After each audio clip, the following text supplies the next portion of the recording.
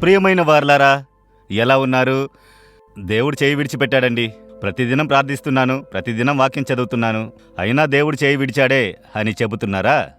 అలాంటి పరిస్థితి కదా అందరికీ వస్తుంది, నాకు వచ్చింది. దేవుడు మనల్ని మర్చిపోయాడా, చేయి విడిచాడా అనుకునే పరిస్థితి వస్తుంది. ఈ దినం మీ జీవితంలోనూ వచ్చుండొచ్చు. కనుక దేవుడు నన్ను మర్చిపోయాడు, చేయి విడిచినాడు అని కొన్నిసార్లు మనకలా అనిపిస్తుంది. దేవుడేం చెప్తున్నాడో తెలుసా? యెషయా 54వ అధ్యాయము 7వ వచనములో, నిమిషమాత్రము నేను నిన్ను విసర్జించి తిని గొప్ప వాత్సల్యముతో నిన్ను సమకూర్చెదను. ఆయనే చెబుతున్నారు, రెప్పపాటులో నిన్ను విసర్జించి తిని. కాసేపు చేయి విడిచిపెట్టి చూద్దాం, వీడేం చేస్తాడో, ఎలా నడుస్తాడో చూద్దామని చెప్పి. కొన్నిసార్లు మన పక్కనే ఉంటారు, చేయి మాత్రం కాసేపు విడిచిపెట్టి చూస్తారు.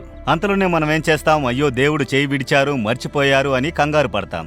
రెప్పపాటులో అంటే అలా కంటి రెప్పలు కొట్టుకుని చూడండి, ఎంతసేపు అవుతుంది? అలా అనుకునే సమయం. కంటి రెప్పలలా అంతే, చేయి విడుస్తున్నారు, దేవుడు చేయి విడుస్తున్నారు. చేయి విడిచినట్టు పక్కనే నిలబడి ఉంటారు. మనల్ని మునిగిపోవుటకు, నశించిపోవుటకు విడిచిపెట్టరు. కనుక మనం ఎలా రియాక్ట్ చేస్తాము అని చూస్తారు. అప్పుడు మనం ఏం చెయ్యాలి? యేసయ్యా నన్ను రక్షించుము, మీరే నాకు. అదే ఆయన ఎదురు చూస్తున్నారు. కొందరు అలా రెప్పపాటులో చేయి విడిచిపెడితే, అయ్యో అమ్మా నశించిపోయాను, దేవుడు చేయి విడిచారు అంటారు కదా. అలా చెబుతున్నామా? దేవా నాకు తోడుగా ఉండి నన్ను కాపాడుడి అని చెబుతామా? అవన్నీ చూస్తారు. కనుక చేయి విడిచిపెట్టినట్లుగా తెలుస్తుంది. మీరేం చెయ్యాలి? యేసయ్యా నన్ను రక్షించుము అని పిలవాలి. పేతురు సముద్రములో మునిగిపోవచ్చున్నారు. పడవలో నుండి బయటికి వచ్చారు కదా. ఈ విధంగా పడవలో ఉన్నప్పుడు యేసు సముద్రం మీద నడిచి వచ్చుచున్నారు. పేతురు, నేను కూడా సముద్రం మీద నడవాలన్నారు. యేసు రమ్ము అని సముద్రం మీద నడిపించాను. హఠాత్తుగా అతడు మునిగిపోసాగాడు. వెంటనే పేతురు, అయ్యో అమ్మా చనిపోవచ్చున్నానని కంగారు పడలేదు. దేవా రక్షించుము, యేసయ్యా రక్షించుము అనెను. వెంటనే యేసు చేయి చాపి లేపినారు. కనుక మీరేం చెయ్యాలి? యేసయ్యా రక్షించుము, యేసయ్యా కాపాడుము, యేసయ్యా సహాయము చేయుము అని పిలిస్తే మరుక్షణంలోనే చేయి చాపి పట్టుకొనును, రెప్పపాటులోనే. కనుక మిమ్మల్ని చేర్చుకునే దేవుడు.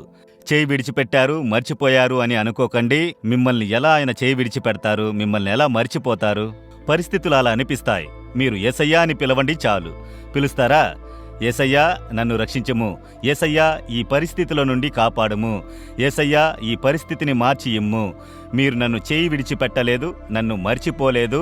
రెప్పపాటులో చేయి విడిచిపెట్టినట్లుగా అనిపించింది. అయినను నా మీద మీరు ఎంతో కృపా కనికరముతో చేర్చుకుంటిరి. దానికై స్తోత్రములు స్తోత్రములు. యేసు నామములో ఆమెన్, ఆమెన్.